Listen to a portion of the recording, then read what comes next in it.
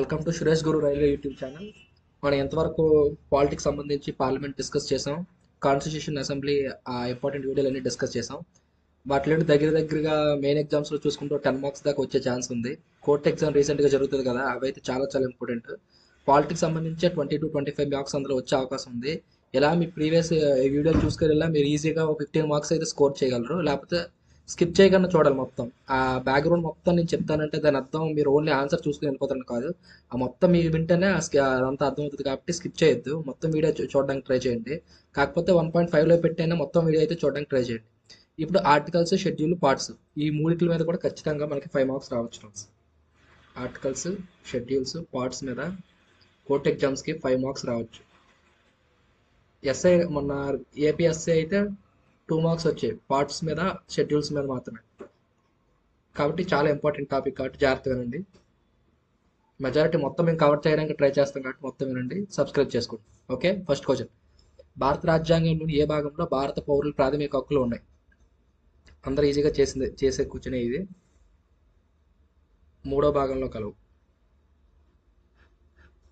Okay, ప్రాథమిక హక్కులు 3వ భాగంలో కలవు. ఆర్టికల్స్ ఎక్కడి నుండి ఎక్కడ దాకా అంటే ఆర్టికల్ 12 నుంచి ఆర్టికల్ 35 వరకు కలవు. ఓకే, పార్ట్ 4 అంటే ఆదేశ సూత్రాలు. ఆర్టికల్ 36 నుంచి ఆర్టికల్ 51 వరకు కలవు ఆదేశ సూత్రాలు ఇవి. పార్ట్ 3 అంటే ప్రాథమిక హక్కులు, పార్ట్ 4 అంటే ఆదేశ సూత్రాలు. ఓకే, పార్ట్ 2 అంటే పౌరసత్వం. ఆర్టికల్స్ 5 to 11 అనమాట. పార్ట్ 1 అంటే భారతదేశ భూభాగం మరియు ఆ కేంద్రపాలిత ప్రాంతం యొక్క మొత్తం డెఫినేషన్ అనమాట. Articles 1 to 4. ఓకే, అంటే భారత రాజ్యాంగంలో ఏ భాగంలో ప్రాథమిక హక్కులు కలవంటే 3వ భాగంలో కలవు. ఆ ఆర్టికల్స్ 12 నుంచి 35 వరకు కలవు. పార్ట్ 4 అంటే ఆదేశ సూత్రాలు 36 నుంచి 51 వరకు కలవు.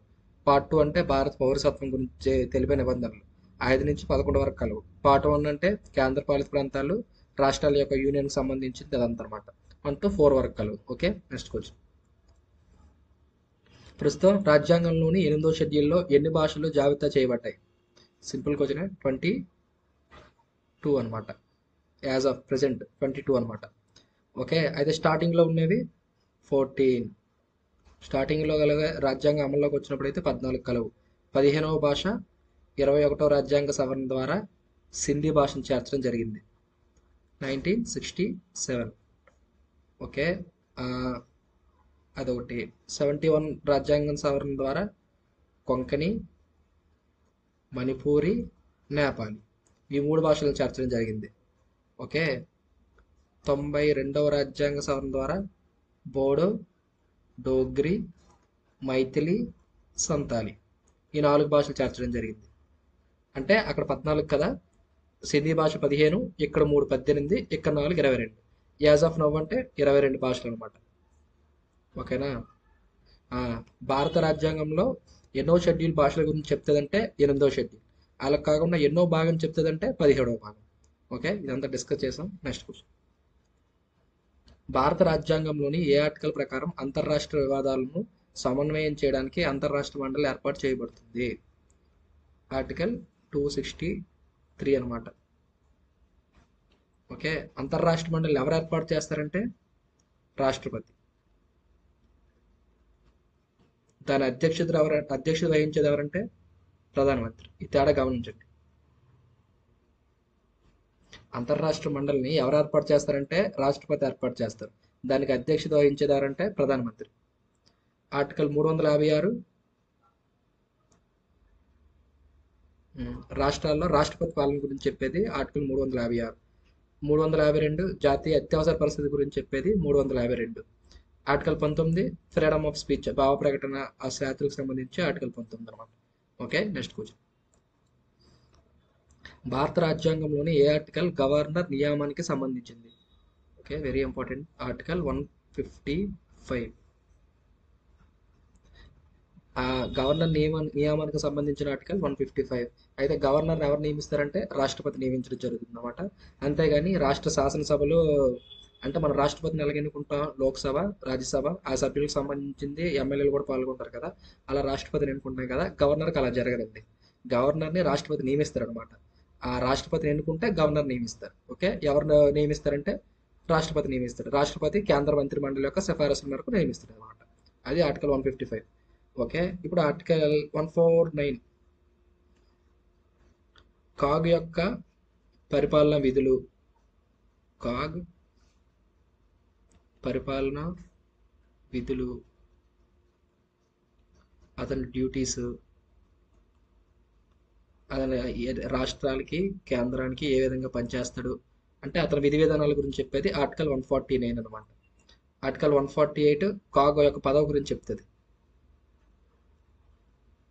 ఓకేనా, కాగ్ని ఎవరు నియమిస్తారంటే కాగ్ని రాష్ట్రపతి నియమించడం జరుగుతుంది అనమాట. రాజ్యాంగబద్ధ పదవులలోకెల్లా ప్రమాణ స్వీకారం చేసే ఏకైక వ్యక్తిగా మనం కాగ్ని పేర్కొంటాం. కాగ్ అంటే కంప్ట్రోలర్ ఆడిటర్ జనరల్ అనమాట. అంటే కేంద్రానికి సంబంధించి రాష్ట్ర సంఘటన నిధి, కేంద్ర సంఘటన నిధి ఉంటుంది కదండి, వాటి లెక్కలుగా తనిఖీ చేసే వ్యక్తిగా మనం కాగ్ని పేర్కొంటాం. ఓకే, ఆర్టికల్ 143 రాష్ట్రపతి సుప్రీంకోర్టు యొక్క సలహా కోరే విధానాన్ని గురించి చెప్పేది ఆర్టికల్ 143. దీన్ని కెనడా దేశం నుండి గ్రహించడం జరిగింది. ఓకేనా, కెనడా దేశం నుండి గ్రహించడం జరిగింది ఆర్టికల్ 143 అనమాట. ఓకే, ఆ 4 ఆప్షన్లు అయిపోయి కాబట్టి నెక్స్ట్ క్వశ్చన్. భారత రాజ్యాంగంలోని ఏ ఆర్టికల్ పార్లమెంటుకు రాజ్యాంగాన్ని సవరించే అధికారం ఇస్తుంది? ఆర్టికల్ 368.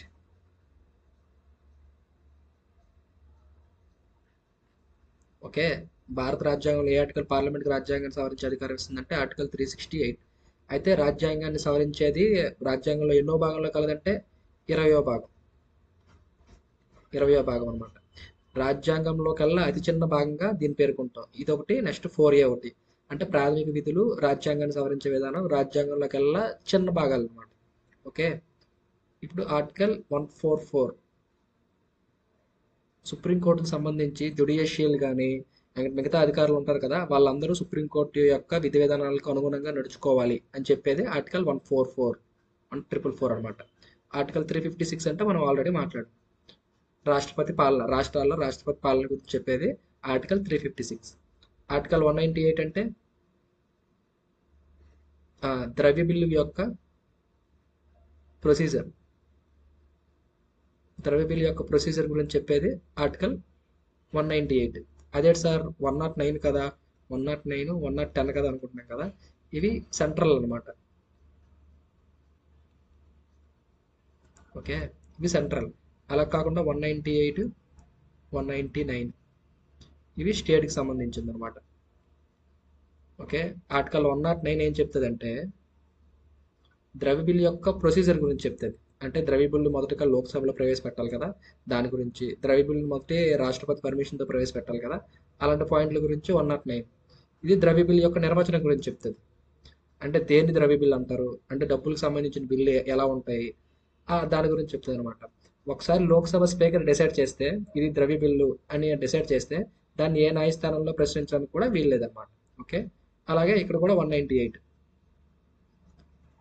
ద్రవ్య బిల్లు యొక్క ప్రాసెస్ గురించి చెప్తుంది రాష్ట్రాలు. ఇది ద్రవ్య బిల్లు యొక్క నిర్వచనం గురించి చెప్తుంది రాష్ట్రాలు. ఓకేనా, నెక్స్ట్ క్వశ్చన్. మరణశిక్ష విధించబడిన ఏ వ్యక్తికైనా భారత రాష్ట్రపతి ఏ ఆర్టికల్ కింద క్షమాభిక్ష, ఉపసంహరణ, సడలింపు లేదా శిక్ష తగ్గింపును మంజూరు చేయవచ్చు? ఆర్టికల్ 72. ఆర్టికల్ 72 ప్రకారం అనమాట. మరణశిక్ష విధించబడిన ఏ వ్యక్తినైనా భారత రాష్ట్రపతి పూర్తిగా తొలగించే అధికారం కూడా రాష్ట్రపతికి కలదు. ఓకే, అంటే ఆర్మీకి సంబంధించిన మార్షల్ వాటిల్లో కూడా జోక్యం చేసే అనుకునే అధికారం రాష్ట్రపతికి ఉంటుంది. అయితే గవర్నర్ కూడా రాష్ట్రాల్లో క్షమాభిక్ష కలిగి ఉంటారు కదా, అది ఆర్టికల్ 161 అండి. అక్కడైతే 72, ఇక్కడైతే 161 అండి. ఓకేనా, అయితే గవర్నర్కి మరణశిక్షను రద్దు చేసే అధికారం అయితే లేదండి, గుర్తుపెట్టుకోవాలి. మరణశిక్షను తగ్గించవచ్చు, మరణశిక్ష కాస్త యావజ్జీవ కారాశిక్షగా చేయొచ్చు, కానీ పూర్తిగా రద్దు చేసే అధికారం అయితే గవర్నర్కి లేదు. అది బాగా గుర్తుపెట్టుకోండి. సివిల్ సర్వీసులు అడిగాడు ఆల్రెడీ ఒకసారి అది. ఓకే, ఆర్టికల్ 72 ప్రకారం రాష్ట్రపతికి అయితే మరణశిక్షను పూర్తిగా తొలగించే అధికారం ఉంది, కానీ ఆర్టికల్ 161 ప్రకారం గవర్నర్కి మరణశిక్ష పూర్తిగా తొలగించే అధికారం అయితే లేదు. ఓకేనా, ఆర్టికల్ 123 ఆర్టికల్ 123 ఏం చెప్తుందండి? ఆర్డినెన్స్.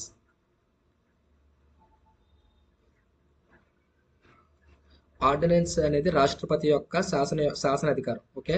ఆర్డినెన్స్ అనేది, ఆర్డినెన్స్ యొక్క గరిష్ట కాల పరిమితి 6 నెలల 6 వారాలు, 6 months 6 week అనమాట, 222 days. ఓకేనా? ఆర్డినెన్స్ యొక్క గరిష్ట కాల పరిమితి అండి. ఓకే. ఆర్టికల్ 65, రాష్ట్రపతి ఏదైనా పరిస్థితుల్లో తన విధులు నిర్వర్తించలేనప్పుడు ఉపరాష్ట్రపతి రాష్ట్రపతిగా చేస్తారు కదండి, దాని గురించి చెప్పే ఆర్టికల్ 65 అనమాట. ఓకే. ఆర్టికల్ 50, కార్యనిర్వహణ శాఖను శాసనశాఖను న్యాయ వ్యవస్థ నుండి వేరు చేసే ఆర్టికల్ 50 అండి. ఆర్టికల్ 50 అనేది బాగా ఇంపార్టెంట్ భారత రాజ్యాంగం కల్లా, ఎందుకంటే ఈ న్యాయ వ్యవస్థ అనేది శాసనశాఖకు డిఫరెంట్గా ఉంది. అంటే వేరుగా ఉందన్నమాట. ఒకవేళ కలిపి ఉంటే ఏం జరుగుతుంది, వాళ్ళే చట్టాలు చేసి ఆ న్యాయస్థానం కూడా వాళ్ళ చేతుల్లోనే ఉండేది.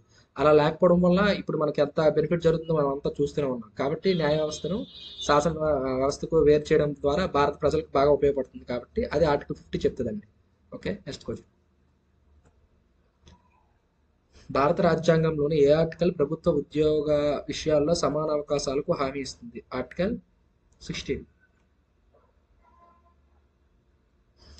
భారత రాజ్యాంగంలో ఏ ఆర్టికల్ ప్రభుత్వ ఉద్యోగాల విషయాల్లో సమాన అవకాశాలు ఇస్తుందంటే ఆర్టికల్ 16 అండి. ఓకే. 7 రకాల వివక్షతలను పాటించకూడదు.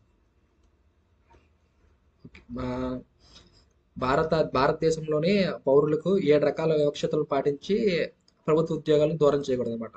కుల, మత, జాతి, లింగ, భేద, ప్రాంత, స్థల, ఈ 7 రకాలకు సంబంధించింది అదనమాట. ఆర్టికల్ 15 వచ్చేసరికి ఇక్కడ ప్రభుత్వ ఉద్యోగాలు అన్నాం కదండి, ఇక్కడ ఎడ్యుకేషన్ ఇన్స్టిట్యూషన్స్ అండి. Educational institutions.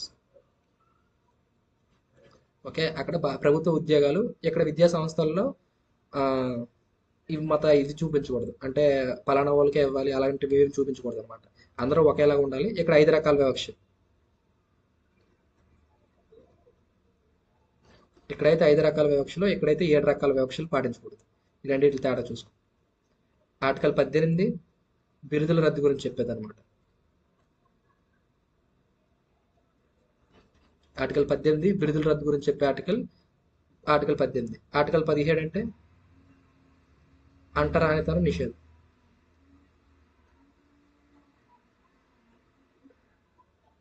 Okay. Next question. రాజ్యాంగంలోని ఏ ఆర్టికల్ ప్రకారం భారత సుప్రీంకోర్టు ప్రాథమిక హక్కుల అమలు కోసం రిట్ జారీ చేయవచ్చు? ఆర్టికల్ 32 అండి. ఆర్టికల్ 32. ఓకే. ఆర్టికల్ 44 అంటే ఉమ్మడి పౌర స్మృతి, కామన్ సివిల్ కోడ్.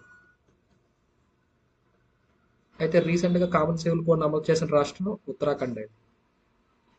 స్వతంత్రకు పూర్వం కామన్ సివిల్ కోడ్ని అమలు చేసిన రాష్ట్రం గోవా. ఈ రెండు తేడా చూసుకోండి. రీసెంట్గా కామన్ సివిల్ కోడ్ని అమలు చేసిన రాష్ట్రం అంటే ఉత్తరాఖండ్. అలా కాకుండా స్వాతంత్రానికి పూర్వం అంటే గోవా. ఓకే. ఆర్టికల్ 139. ఆర్టికల్ 139 ఏం చెప్తుందంటే సుప్రీంకోర్టు యొక్క పవర్స్ పార్లమెంటు పెంచవచ్చు అనమాట. అంటే పార్లమెంట్ ఒక చట్టం ద్వారా పార్లమెంట్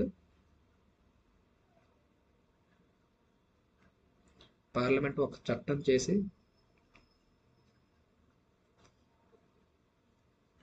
సుప్రీంకోర్టు యొక్క అధికారాలను పెంచవచ్చు. అది చెప్పేది ఆర్టికల్ 139 అండి. ఆర్టికల్ 30 అంటే మతపరమైన మైనారిటీలు, భాషాపరమైన మైనారిటీలు ఉంటారు కదా, వాళ్ళు విద్యా సంస్థలు స్థాపించుకోవచ్చు అని చెప్పే ఆర్టికల్ 30 అండి. ఆర్టికల్ 30 అది ఆర్టికల్ 130. ఓకే. Next question. భారత రాజ్యాంగంలోని కింది వాటిలో ఏ ఆర్టికల్ రాష్ట్రాల్లో శాసన మండలాల ఏర్పాటుకు నిబంధనలను అందిస్తుంది? ఆర్టికల్ 169 అండి. భారత రాజ్యాంగంలో కింది వాటిలో ఏ ఆర్టికల్ రాష్ట్రాల్లో శాసన మండల ఏర్పాటు నిబంధనలు అందిస్తుందంటే 169. ఓకే. దీని గురించి కొంచెం డిస్కస్ చేద్దాం చూడండి. అయితే ఏదైనా రాష్ట్రంలో శాసన మండలిని ఏర్పాటు చేసేటప్పుడు ఆ రాష్ట్రంలో 2/3 రాష్ట్ర శాసనసభలో 2/3 మెజారిటీతోనే ఆమోదించాలండి ఫస్ట్. అంటే ఇప్పుడు ఆంధ్రప్రదేశ్లో ఆల్రెడీ ఉంది. ఒకవేళ లేకపోతే ఒక దాని గురించి మాట్లాడడం చూడండి. అంటే మనకు శాసన మండలి కావాలి అంటే ఎమ్మెల్సీ సభ కావాలనుకోండి. ముందుగా మనం ఎమ్మెల్యే సభలో బిల్లు ప్రవేశపెట్టాలి. ఆ బిల్లులో 2/3 మంది ఆమోదించాలి.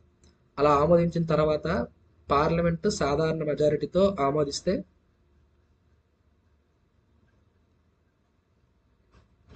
అప్పుడు మన రాష్ట్రానికి ఆ శాసన మండలి ఏర్పాటు చేయడం జరుగుతుంది అనమాట. ఇది ప్రాసెస్ ఆర్టికల్ 169 ప్రకారం. ఓకేనా. ఆర్టికల్ 151 అంటే కాగ్ గురించి సంబంధించిందండి. అంటే ఆర్టికల్ 148 నుంచి ఆర్టికల్ 151 వరకు కాగ్ గురించి చెప్తుంది. కాగ్ యొక్క పరిపాలన విధుల గురించి చెప్పే ఆర్టికల్ 151 అనమాట. ఓకే. ఆర్టికల్ 216 అంటే హైకోర్టు యొక్క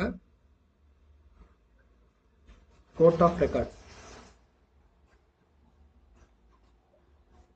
హైకోర్టు యొక్క కోర్ట్ ఆఫ్ రికార్డ్ గురించి చెప్పే ఆర్టికల్ 216 అనమాట. కోర్ట్ ఆఫ్ రికార్డ్ అంటే ఏంటి? ఇప్పుడు హైకోర్టు పలానా కేసు మీద జడ్జిమెంట్ ఇచ్చింది అనుకోండి. నెక్స్ట్ కూడా పలానా సేమ్ కేసు రావచ్చు. దాని గురించి వాదోపాదాలు జరగడం వల్ల ఏం జరుగుతుంది? టైం వేస్ట్ జరుగుతుంది కదా. అలా జరగకుండా ఉండాలంటే తనకు ఒక ముందిచ్చిన ఒక రికార్డ్ చేస్తారనమాట. ఆ తీర్పును రికార్డ్ చేస్తారు. నెక్స్ట్ కేసులో కూడా ఉపయోగపడడానికి అదనమాట. ఆ హైకోర్టు యొక్క కోర్ట్ ఆఫ్ రికార్డు 120 అదే 216. అలా కాకుండా సుప్రీంకోర్టు యొక్క అంటే 129. ఓకే. ఇవి బాగా గుర్తుపెట్టుకోండి. సుప్రీంకోర్టు అంటే 129, హైకోర్టు అంటే 216. ఓకే. Next question. భారత్ భారత రాజ్యాంగం సందర్భంలో కింది వాటిలో ఏది సరిగ్గా సరిపోలింది? ఆర్టికల్ అదే 43 direct principles of state policy కాదు కదా. ఏం చెప్తుంది? పార్ట్ 4 కదా ఆదేశ సూత్రాలు అంటే. పార్ట్ 3 అన్నాడు, ఇది రాంగ్. పార్ట్ 3 ఫండమెంటల్ రైట్స్, ఇది రైట్. ఫండమెంటల్ డ్యూటీస్ ఇది 4A, ఇది 4. సిటిజన్షిప్ పార్ట్ 2 కదా సిటిజన్షిప్. ఓకే. ఇదంతా ఆల్రెడీ డిస్కస్ చేసాం, అందుకే స్కిప్ చేస్తున్నాం. భారత రాజ్యాంగంలోని ఆర్టికల్ ప్రకారం హిందీని యూనియన్ యొక్క అధికార భాషగా ప్రకటించారు. ఆర్టికల్ 343. భారత రాజ్యాంగంలోని ఏ ఆర్టికల్ ప్రకారం హిందీని యూనియన్ యొక్క అధికార భాషగా ప్రకటించారంటే ఆ ఆర్టికల్ 343. రాజ్యాంగం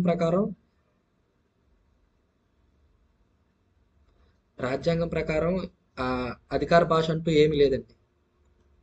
అంటే మనకి 8th షెడ్యూల్ 22 భాషలు ఉన్నాయి కదా. భారత రాజ్యాంగం దృష్టిలో 22 భాషలు కూడా సరి సమానమే. అయితే కేంద్రం యొక్క అధికార భాష మాత్రం హిందీ అని ఏ ఆర్టికల్ చెప్తుందంటే 343. ఇది రాసుకున్నారు అంతే జస్ట్. కానీ భారత రాజ్యాంగం ప్రకారం అధికార భాష అంటూ ఏం లేదు. కేంద్రం పరిపాలించడానికి ఏదో భాష అనుగుణంగా ఉండాలి కాబట్టి భారతదేశంలో ఎక్కువ మంది మాట్లాడే భాష హిందీ కాబట్టి అలా అలా మార్చుకున్నారు అనమాట. 343 ప్రకారం కేంద్రం యొక్క అధికార భాష అంటే మాత్రం హిందీ, ఆర్టికల్ 343 ప్రకారం.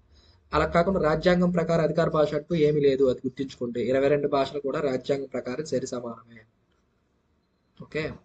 ఆర్టికల్ 333 ఆంగ్లో ఇండియన్స్ ఇద్దరు నియమిస్తారు కదా. దాన్ని ఇప్పుడు 104వ రాజ్యాంగ సవరణ ద్వారా తొలగించారు కదా, దాని గురించి అనమాట. అప్పుడు తొలగించక ముందు ఆర్టికల్ 333 ప్రకారం ఆంగ్లో ఇండియన్స్ని రాష్ట్రపతి ఆ, నియమించడం జరిగేది, లోక్సభకు నియమించడం జరిగేది. అది 104వ రాజ్యాంగ సవరణ ద్వారా తీసేయడం జరిగింది అనమాట. ఓకే. Next question. భారత రాజ్యాంగంలోని 8వ షెడ్యూల్లో ఎన్ని భాషలు చేర్చబడ్డాయి? దీని గురించి ఆల్రెడీ డిస్కస్ చేసాం. 22. ఓకే. భాషల గురించి చెప్పే షెడ్యూల్ అంటే 8వ షెడ్యూల్. భాషల గురించి చెప్పే భాగం అంటే 17వ భాగం. అలా కాకుండా భారత రాజ్యాంగం అమల్లోకి వచ్చినప్పుడు ఉన్న భాషల సంఖ్య ఏంటంటే 14. 15వ భాష 21వ రాజ్యాంగ సవరణ ద్వారా సింధిని చేర్చడం జరిగింది. 71వ రాజ్యాంగ సవరణ ద్వారా కొంకణి, మణిపూరి, నేపాల్ని చేర్చడం జరిగింది. 92వ రాజ్యాంగ సవరణ ద్వారా బోడో, డోగ్రి, మైథిలి, సంతాల్ని చేర్చడం జరిగింది. అలా చేర్చిన భాషలు 8. అమల్లోకి వచ్చినప్పుడు ఉండేవి 14. 14 + 8 22. ఓకే. నెక్స్ట్ కొంచెం చూద్దాం. అక్టోబర్ 2020 నాటికి భారత రాజ్యాంగంలో ఎన్ని భాగాలు ఉన్నాయి? 22 అండి. అక్టోబర్ 2020 నాటికి భారత రాజ్యాంగంలో ఎన్ని భాగాలు ఉన్నాయంటే 22 భాగాలు కలవు. ఓకే. Next question. భారత రాజ్యాంగంలో మైనారిటీల ప్రయోజనాల పరిరక్షణ గురించి ఏమి ఉంది? ఓకే. భారత రాజ్యాంగంలో మైనారిటీల ప్రయోజనాల పరిరక్షణ గురించి ఆర్టికల్ 29. మైనార్టీల గురించి ప్రయోజనాలు అంటే వాళ్ళ సంస్కృతిని లిపిని రక్షించుకోవచ్చు అని చెప్పేది ఆర్టికల్ 29 అనమాట. ఓకే. ఆర్టికల్ 26 పౌరుడు తనకి నచ్చిన విధంగా ఏదైనా మతాన్ని స్వీకరించవచ్చు అని చెప్పేది ఆర్టికల్ 26 అనమాట. ఆర్టికల్ 27 ఆ మతాన్ని స్వీకరించేటప్పుడు వాళ్ళ మీద పన్నులు అవన్నీ సొంతంగా ఇచ్చేయాలి, కానీ వాళ్ళు స్వతహాగా ఇవ్వాలి, కానీ మీరు బలవంతంగా తీసుకోకూడదు అని చెప్పేది ఆర్టికల్ 27 అనమాట. ఓకే. Next question. అక్టోబర్ 2020 నాటికి భారత రాజ్యాంగంలో ఎన్ని వ్యాసాలు ఉన్నాయి? ఓకే. హౌ మెనీ ఆర్టికల్స్ అంటే 448 అండి. ప్రజెంట్ 470 ప్లస్ ఉన్నాయి. ప్రజెంట్ అయితే 470 ప్లస్ ఉన్నాయి. ఆ 2020 అంటే 2021 లాస్ట్ ఎన్టీపీసీ ఎగ్జామ్ జరిగింది కదా, ఆ టైంకి బిట్ అడగాలని అడిగినట్టున్నాడు. ప్రజెంట్ అయితే 470 ప్లస్ 448 అప్పుడు అనమాట. ఇప్పుడు ప్రజెంట్ 470 భాగాలు పైన ఉన్నాయి. అలానే 22 భాగాలు, అలానే 12 షెడ్యూళ్ళు కలవన్నమాట. ఇది ప్రజెంట్ సెంటర్ అయితే. అప్పటికైతే అక్టోబర్ 2020కి అయితే మాత్రం 448 అండి.